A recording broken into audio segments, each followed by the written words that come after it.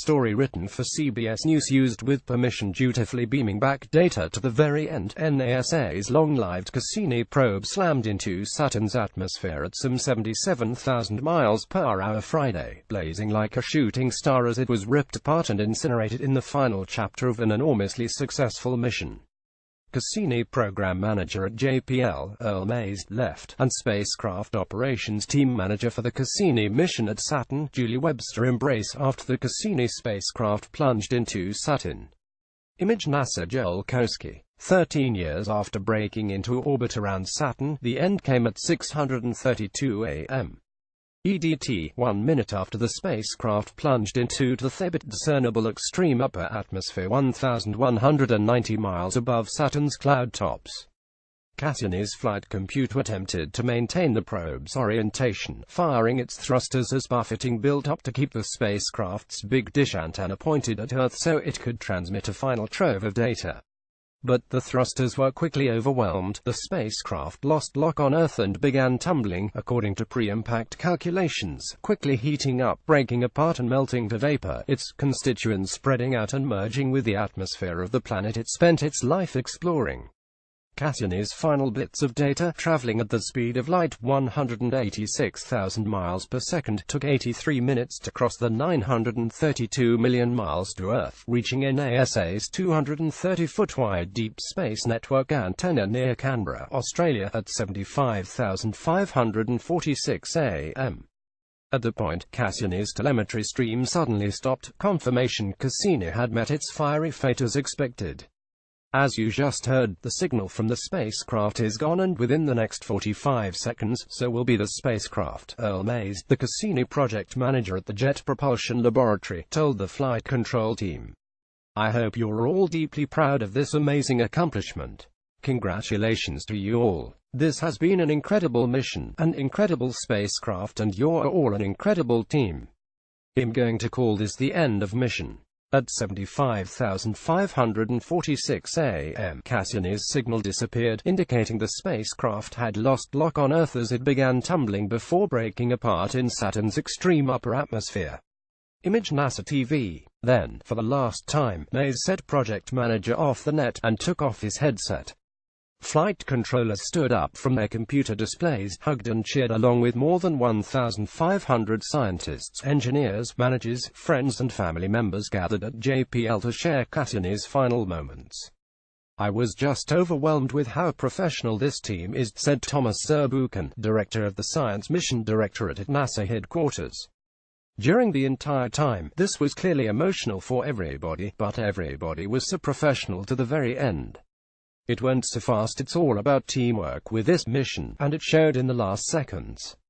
Launched in October 1997, Cassini arrived at Saturn in July 2004, the first spacecraft to observe the ringed planet from orbit. The following January, Cassini dropped off a lander built by the European Space Agency that successfully completed a parachute descent to the surface of the large moon Titan, revealing an alien landscape beneath a thick, smog-like atmosphere. Cassini's cloud-piercing radar imaging system eventually mapped the moon, revealing networks of methane rivers, lakes and seas. Artists' impression of Cassini making one of its final dives. Image NASA Caltech to put a probe onto Titan, capture a signal on the way down, land it softly on the surface and play those images back. I still give myself goosebumps just seeing that first image, Mays said earlier. He'll never forget it. Cassini went on to orbit Saturn 294 times, repeatedly using Titan's gravity to alter its trajectory, setting up flybys of multiple moons and giving the spacecraft different perspectives on Saturn and its vast ring system as its seasons slowly changed.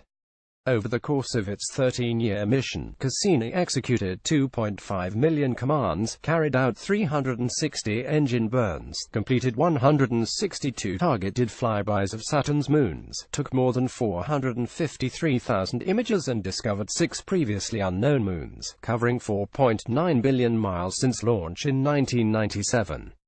Most important, the spacecraft collected 635 gigabits of data, resulting in nearly 4,000 peer-reviewed scientific papers.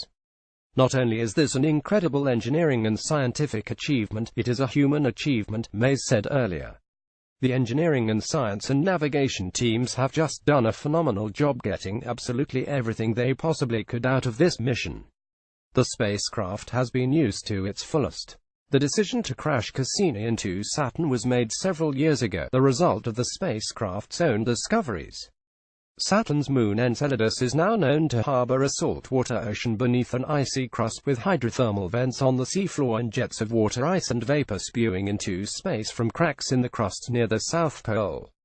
Cassini flew through the plumes and detected organic compounds, indicating the tiny moon could, in theory, harbor a habitable environment and possibly life beneath its relatively thin crust, an unexpected discovery that ranks among Cassini's major achievements.